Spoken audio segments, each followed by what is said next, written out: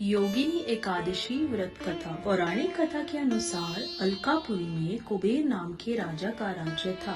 वह भगवान शिव के बहुत बड़े भक्त थे और प्रतिदिन उनकी पूजा किया करते थे। पूजा के लिए ताजा फूल लाने का काम हेममाली नाम का यक्ष करता था। हेममाली की एक सुंदर पत्नी थी जिसका नाम विशालाक्षी था। एक दिन हेममाली अपनी पत्नी के सौंदर्य पर इतना मुग्ध हो गया कि वह समय पर राजा कुबेर के लिए फूल नहीं ला सका। उधर राजा कुबेर शिव पूजा का इंतजार करते रहे। जब काफी देर हो गई तो कुबेर ने उसे अपने सेवकों को हेममाली बुलवाने के लिए भेजा।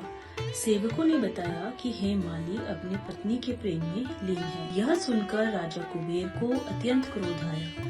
उन्होंने हेममाली को अपने दरबार में बुलाया। कुबेर ने उसे श्राप दिया कि तुम अपनी पत्नी के वियोग में तड़पोगे और मृत्यु लोक पर जाकर कोढ़ी बन जाओगे। राजा कुबेर के श्राप के प्रभाव से हेममाली उसी क्षण धरती पर गिर पड़ा और भयंकर कोढ़ कुष्ठ रोग से पीड़ित हो गया। अपनी पत्नी के वियोग और भयंकर शारीरिक कष्टों को झेलता हुआ वह कई वर्षों तक जंगलों में भटकता रहा। भटकते भटकते एक दिन हेममाली हिमालय पर्वत पर पहुंच गया, जहां महान ऋषि मार्कंडेय का आश्रम था। महर्षि मार्कंडेय ने उसकी दीनहीन दशा देखकर उससे पूछा, तुम्हें यह भयंकर रोग कैसे हुआ? हेममाली ने रोते हुए सारी घटना महर्षि को बता दी। तब महर्षि मार्कंडेय ने दयालु होकर उसे आषाढ़ मास के कृष्ण पक्ष की योगिनी एकादशी का व्रत करने की सलाह दी।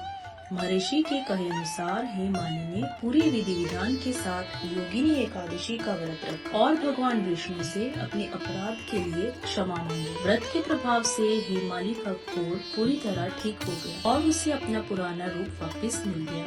इसके बाद वह अपनी पत्नी के साथ सुख पूर्वक रहने लगा। भगवान श्री कृष्ण कहते हैं, जो मनुष्य इस योगिनी एकादशी कथा को पढ़ता या सुनता है उसके सभी पाप नष्ट हो जाते हैं और अंत में उसे स्वर्ग की प्राप्ति होती है।